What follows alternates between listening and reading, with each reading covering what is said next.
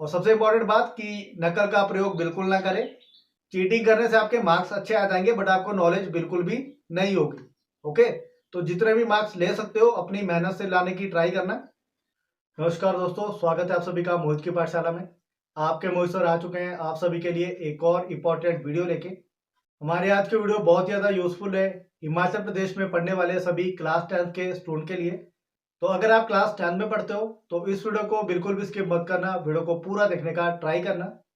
आज की इस वीडियो में हम लोग बात करेंगे एचपी बोस की साइट पे जो model question paper class 10 mathematics का दिया गया है, जो फाइनल बोर्ड एग्जामिनेशन के लिए किस तरह का आपका एग्जामिनेशन पैटर्न होगा, उसके बारे में हम लोग बात करने वाले हैं। तो जल्दी से वीडियो को स्टार्ट करते हैं बिना आपका टाइम वेस्ट के। एचपी बोस की ऑफिशियल वेबसाइट पे क्लास 10 मैथमेटिक्स का जो मॉडल क्वेश्चन पेपर है उसको अपलोड कर दिया गया है। तो उस क्वेश्चन पेपर के अकॉर्डिंग हम लोग जो आपका एग्जामिनेशन पैटर्न होने वाला है फाइनल बोर्ड एग्जामिनेशन के लिए, उसके बारे में बात करेंगे कि आपको कितने क्वेश्चन आएंगे, किस तरह के क्वेश्चन आएंगे, कितने मार्क्स के क्वेश्चन आएंगे। ओके, तो कंप्लीट डिटेल आपको मिलने वाली है। तो जैसा आपको यहाँ पे दिखाई दे रहा है, जो आपका एग्जामिनेशन पैटर्न है उसको थोड़ा इजी करके आपको समझाने की ट्राई करूंगा, तो ध्यान से देखिएगा। तो जो ये आपका मॉडल क्वेश्चन पेपर है उसके अकॉर्डिंग आपको टोटल 5 सेक्शन दिए जाएंगे, यानी 5 भाग होंगे। पहला होगा section A, section B, section C, उसी तरह से सेक्शन डी और सेक्शन ई। मतलब 5 आपको भाग दिए हुए होंगे। जो आपका क्वेश्चन पेपर होगा वो 5 भागों में डिवाइड होगा। ओके, अब मार्क्स की बात करते हैं तो इसमें जो मैक्सिमम मार्क्स बताए गए हैं वो है 80 मार्क्स, यानी 80 नंबर का आपका एग्जाम होगा, जो पहले 85 नंबर का होता था। ठीक है, जैसा आपको पता है कि जो आपका एग्जाम है वो 3 घंटे का होगा, यानी 3 आवर्स का होगा। ओके, जैसा मैंने आपको बताया कि आपका जो क्वेश्चन पेपर है वो 5 भागों में डिवाइड होगा, यानी 5 सेक्शन होंगे। अब अगर हम पहले सेक्शन की बात करें, जो हमारा भाग क है या खंड अ है, या हम इसको सेक्शन ए कहते हैं, ठीक है, उसमें आपको टोटल 18 क्वेश्चन दिए जाएंगे। कितने क्वेश्चन? 18 क्वेश्चन दिए जाएंगे।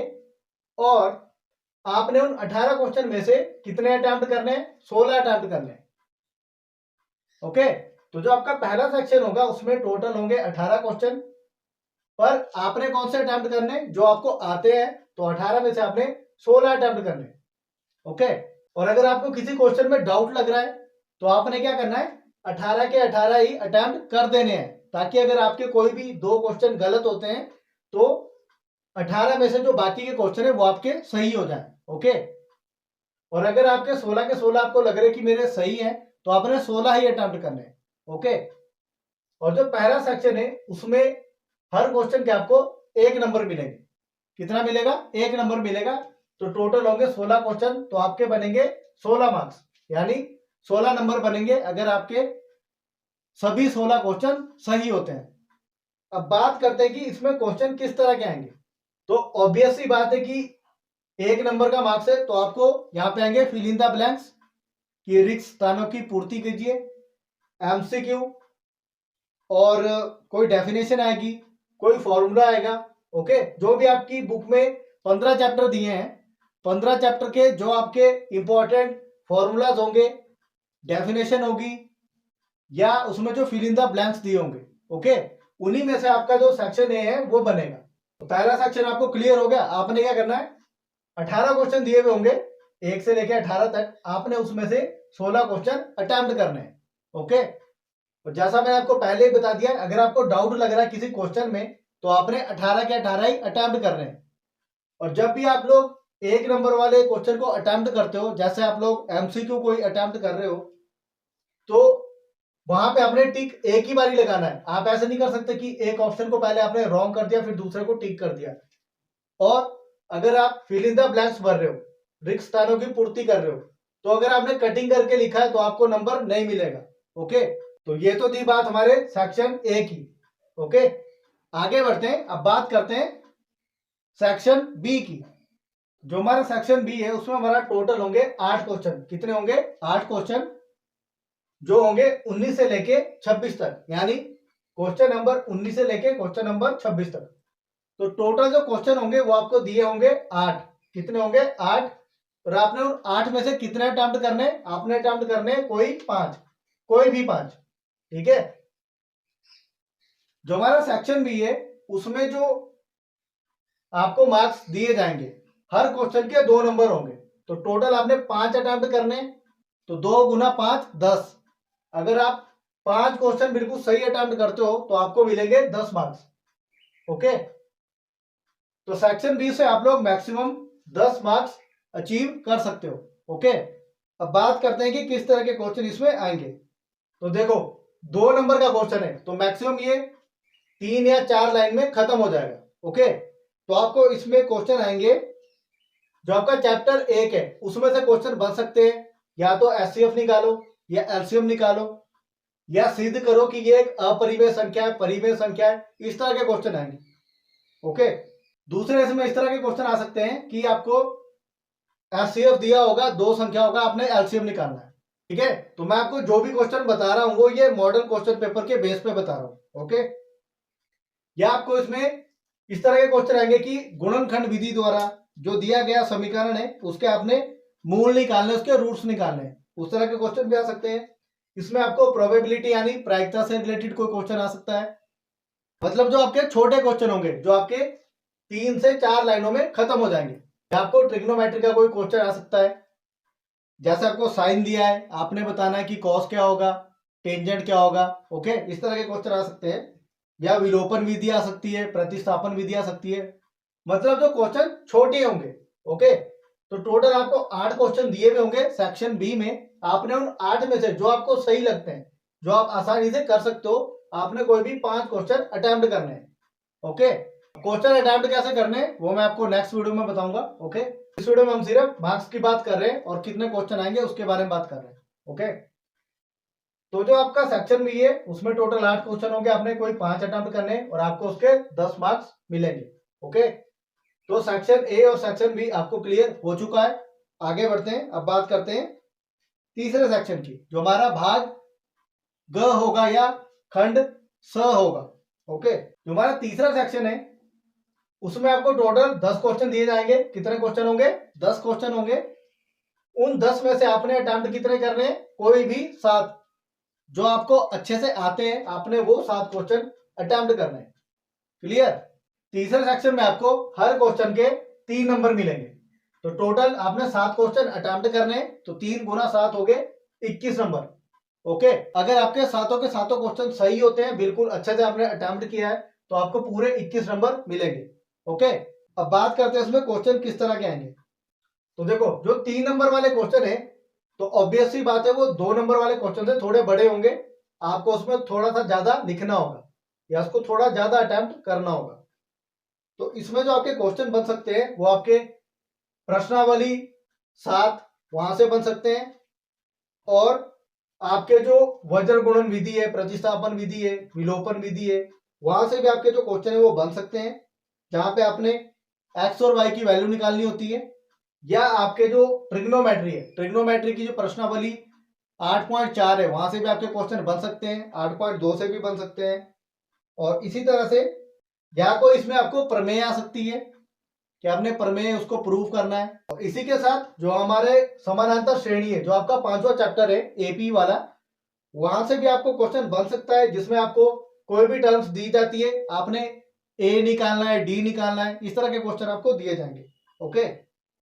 और तीसरे सेक्शन में आपको जो इंपॉर्टेंट क्वेश्चन बन सकते हैं वो आपको बन सकते हैं प्रश्नावली 9.1 से, ओके, जिसमें हमें जो मीनार होती है, बिल्डिंग होती है, कोई पेड़ होता है, उसकी ऊंचाई निकालनी होती है, लंबाई निकालनी होती है, ओके, जो ट्रिग्नोमेट्री से रिलेटेड है, ओके, वहां से भी आपको ये क्वेश्चन बन सकते हैं। तो टोटल क्वेश्चन होंगे 10, आपने कितने अटेम्प्ट करने? 7, क्लियर। तो पहले 3 सेक्शन होते हैं कंप्लीट, ओके। तो यहां तक आपके जो टोटल नंबर अभी बन चुके हैं वो बने, देखो 16 और 10 हो गए 26, 26 और 21 हो गया 47, ओके, 47 नंबर हो चुके हैं। अब बात करते हैं सेक्शन डी की, जो हमारा भाग चौथा है, ठीक है। जो हमारा सेक्शन डी है उसमें टोटल आपको क्वेश्चन दिए होंगे 4। कितने क्वेश्चन दिए होंगे? 4। आपने उन 4 क्वेश्चन में से कोई भी 2 क्वेश्चन अटेम्प्ट करने, कोई भी 2 क्वेश्चन, ओके। और जो हमारा ये सेक्शन डी है, इसमें जो वो दोनों क्वेश्चन है, हर क्वेश्चन आपका 4 नंबर का होगा। कितने? 4 नंबर का होगा। तो आपने 2 क्वेश्चन अटेम्प्ट करने, तो 4 गुना 2, 8 नंबर आप वहां से अचीव कर सकते हो। ओके, अब थोड़ा सा ध्यान दीजिएगा। जैसा आपने देखा कि जैसे जैसे हम आगे बढ़ रहे हैं तो आपके जो क्वेश्चन है वहां नंबर भी बढ़ रहे हैं। तो जब नंबर आपके बढ़ रहे हैं तो ऑब्वियस सी बात है, जब आप क्वेश्चन को अटेम्प्ट करोगे तो वो भी थोड़ा लेंथी हो जाएगा।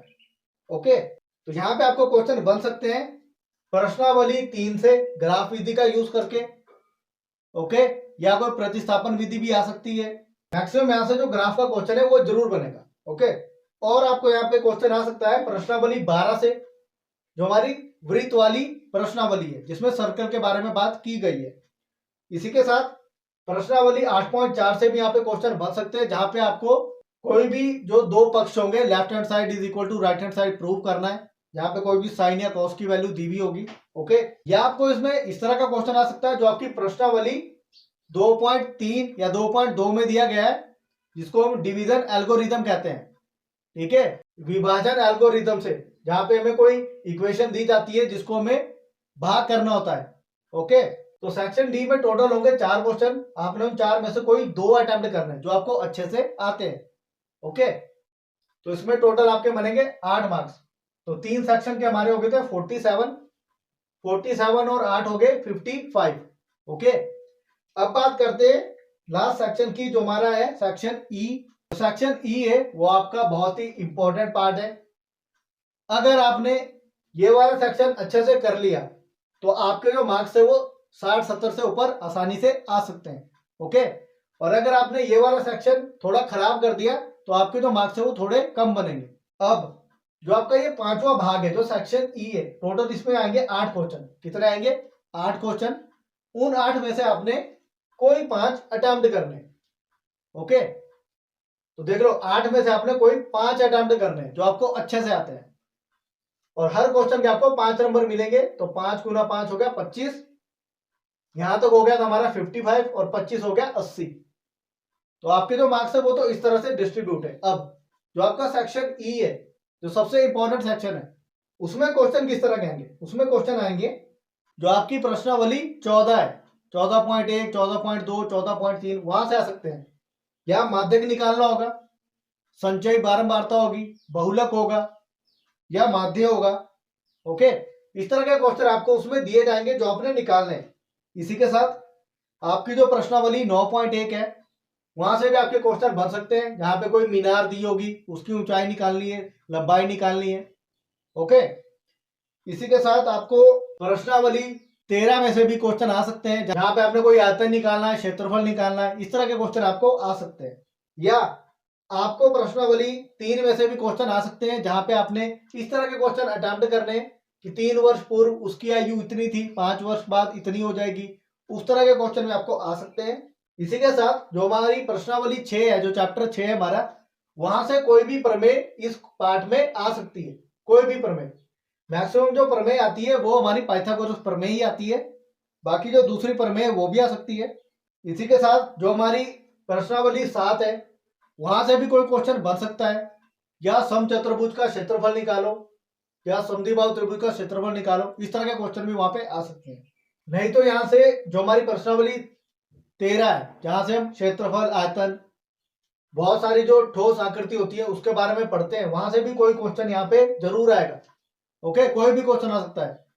मैक्सिमम जो क्वेश्चन है वो इस तरह का आता है, वो हमारा शंकु के छिन्नक वाला क्वेश्चन वो आ सकता है कि शंकु के छिन्नक का आयतन, या एक तुर्की टोपी वाला, या जो आपका गुलाब जामुन वाला क्वेश्चन है वो भी आ सकता है, या वो पेन होल्डर वाला क्वेश्चन है वो भी आ सकता है।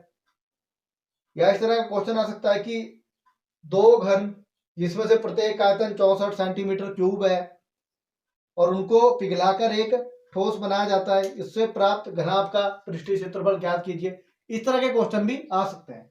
ओके, तो जो सेक्शन ई है उसमें टोटल 8 क्वेश्चन होंगे। आपने कोई 5 अटेम्प्ट करने।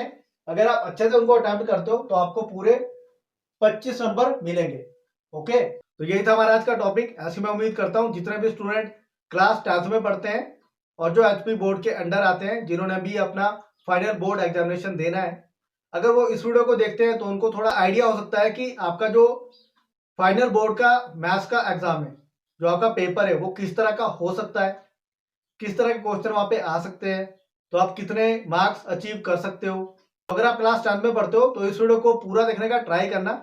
तो अगर आप हिमाचल प्रदेश में किसी भी डिस्ट्रिक्ट में रह रहे हो, किसी भी गांव में रह रहे हो, और आपने अभी अपने जो फाइनल बोर्ड एग्जामिनेशन है क्लास 10 का वो देना है, तो जितने भी वीडियोस मैंने अपलोड किए उनको आप देख सकते हो और अपने जो बोर्ड की तैयारी है उसको भी अच्छे से कर सकते हो। ओके, बिल्कुल फ्री ऑफ कॉस्ट है, कोई पैसा आपसे नहीं लिया जा रहा है। ओके, तो जितना हो सके उतना वीडियोस को देखने की ट्राई कीजिए ताकि आपके फाइनल एग्जाम की तैयारी अच्छे से हो जाए और आपके अच्छे मार्क्स आए। और सबसे इंपॉर्टेंट बात कि नकल का प्रयोग बिल्कुल ना करें। चीटिंग करने से आपके मार्क्स अच्छे आ जाएंगे बट आपको नॉलेज बिल्कुल भी नहीं होगी। ओके, तो जितने भी मार्क्स ले सकते हो अपनी मेहनत से लाने की ट्राई करना। ओके, और इस वीडियो को ज्यादा से ज्यादा अपने दोस्तों तक शेयर करने की ट्राई करना ताकि जो भी लोग क्लास 10 फाइनल बोर्ड एग्जामिनेशन की तैयारी कर रहे हैं उन तक ये वीडियो पहुंच जाए और वो लोग अपनी तैयारी को अच्छे से कर पाए। तो आज की इस वीडियो में हम लोग इतना ही करेंगे, मिलते हैं अगली वीडियो में नए टॉपिक के साथ।